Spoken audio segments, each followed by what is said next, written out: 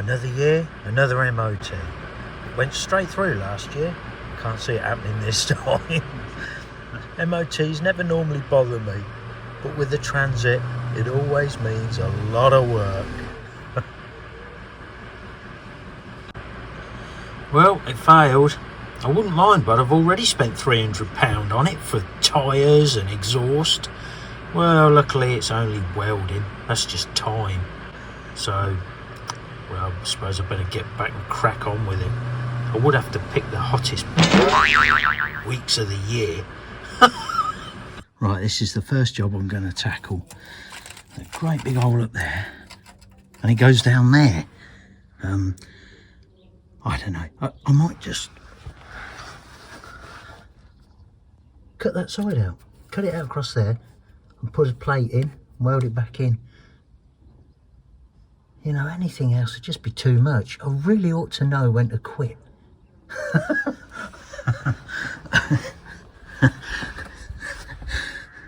Or maybe I ought to cut this side. Or just tap a hole through it. I don't think I need to cut it. Oh no, I've got two sides like this.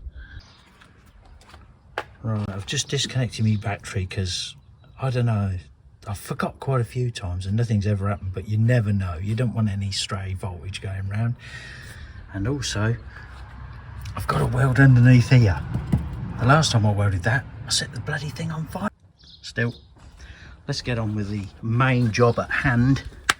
That's cutting this out. So I'm just set the old plasma up and then I'm just gonna hack that out and go from there.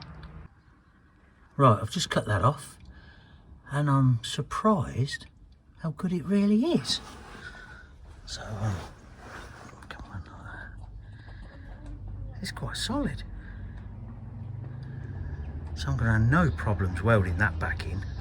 I've just cut a nice bit of 4mm plate. I used a cardboard template first, cut round it, and now I'm just going to hammer it in, because once I hammer it in, I'm not going to be able to show you this. I popped the plate in there and then arc welded it in, because it's chassis, it's a bit thicker and I can arc weld it, and that way you make sure you know you got it, don't you? Next I'm going to weld that in there and then clean the weld up. So yeah, I'll just cut round there and weld that great big lump of steel in there. That'll be fine. I was worried about the strength. I was thinking, oh, you know. And then I looked at this. And I was like, all right. Is that it?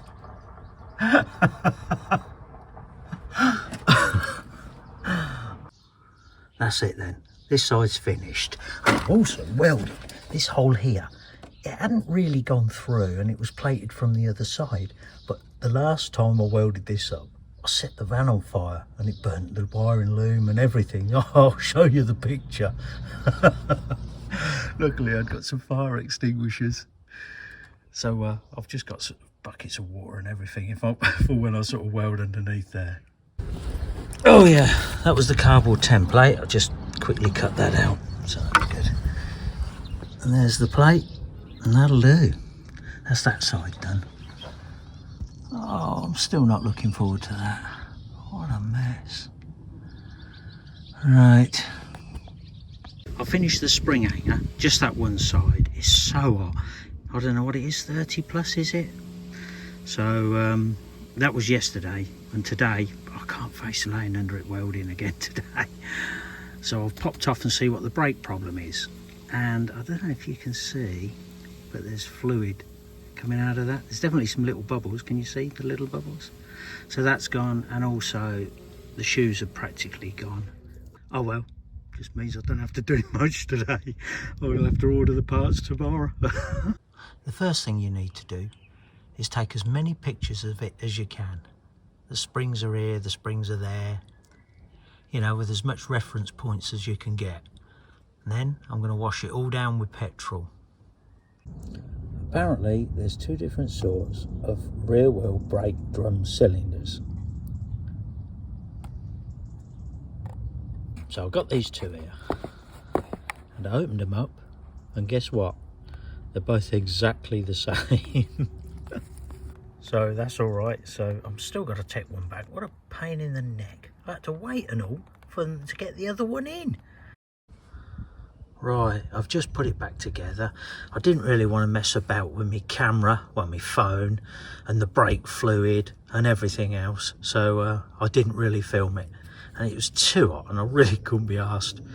So this is the one that was replaced. And literally round the back, you've got two 6mm screws, which is a 10mm head. So you use a 10mm socket. And this is where your brake pipe fits into. The only real problem I had was trying to undo the brake pipe. It just didn't want to play ball. I don't know if you can see that. Can you see that? It just didn't want to play ball. It started to twist the pipe, so I had to be very, very careful. You got your 2 bolts there, and it really is easy. And as luck would have it, because I'm on a slope on my drive, it was gravity fed. So it literally drained the fluid through the silver bleed nipple, and then all you have to do is just nip that up with a spanner. So that's it. I think I'm just going to clean these up a bit more. I were going to replace these, but they said, oh, these could be 1 or 2 sorts. And I thought, do you know what? I really can't be asked. I've got to do the other side at some point. And when I got more time, I'm going to do them both.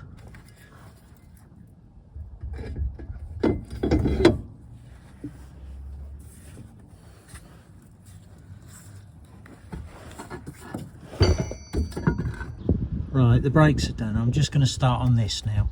This side ain't too bad, but the other side's just as bad. And I'm going to do exactly the same procedure.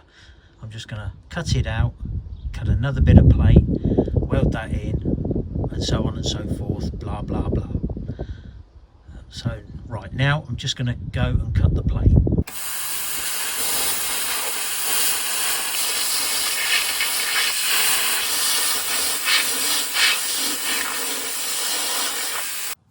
So I've just finished the last support bracket and I've coated it in Tetraseal. I don't even know if they make this stuff anymore. Somebody give me the can because nobody used it anymore. That was years ago. The next job is the wheel arch above the battery box holder. So if it wasn't for the battery box holder, there'd be a massive great big hole in that inner wing. Even the battery box holder's rotted through. I ain't too bothered about that. Right, I better start measuring up and cutting that seam out. So what I'm going to do now is get rid of this seam and just plate across to the good bit of steel. Across there, around there. Bracket there, I'll just chop that out. And you know what? It's really not that good. Nearly done. Christ, there's a lot more welding than what I thought. I'm going to seriously have to give up on this thing.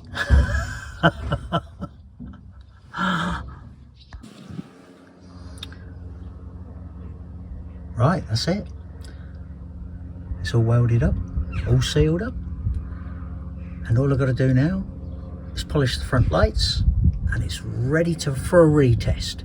So thanks for watching and I'll see you all in my next video. Hopefully I'll be on holiday. Yay!